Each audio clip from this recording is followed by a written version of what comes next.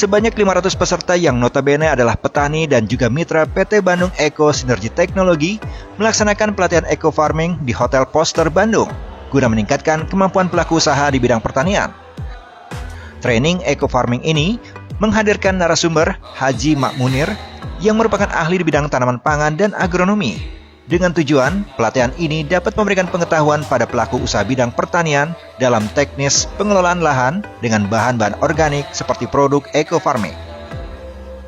Pelatihan ini sangat penting bagi mitra dan para petani karena mendapatkan pengetahuan bagaimana cara untuk menaikkan struktur tanah agar dapat menjadi lebih subur. Nah, kali ini event yang di Poster ini kita hadir kurang lebih 500 peserta. Ya, kami sudah siapkan kursi itu 1000, tapi kali ini bisa terlaksana. Alhamdulillah bisa 500 peserta. Alhamdulillah bisa membantu mitra-mitra yang memang belum paham tentang produk eco farming.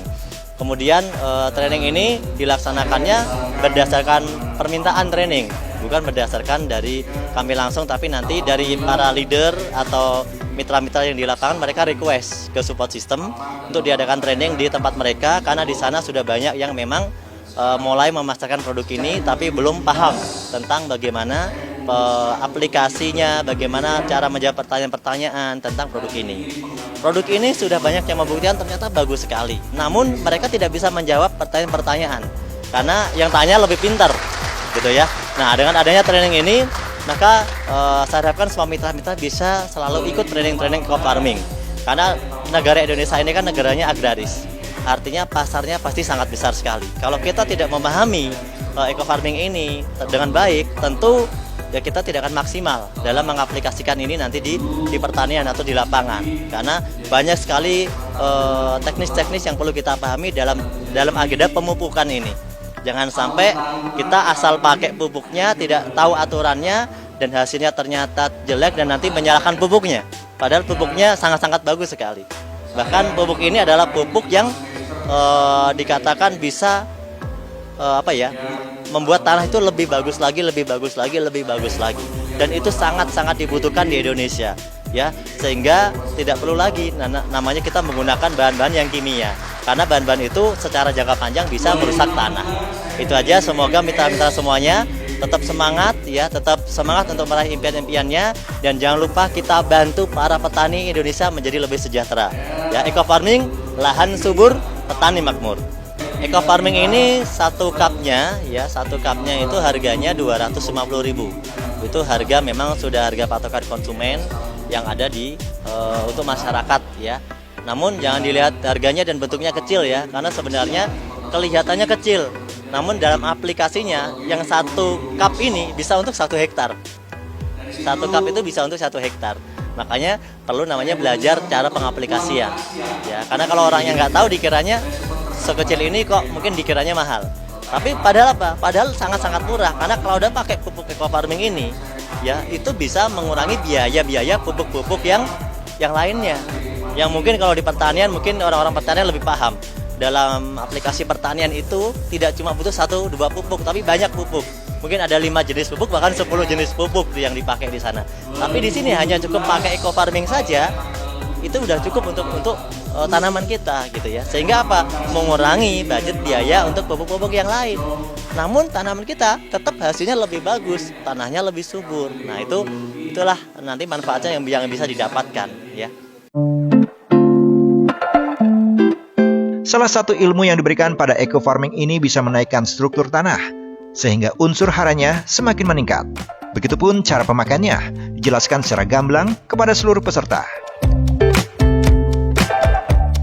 Saya hari ini mengisi acara training khusus eco farming, yang mana fungsinya adalah membekali para mitra semua untuk lebih mendalami fungsi maupun manfaat dari eco farming itu sendiri.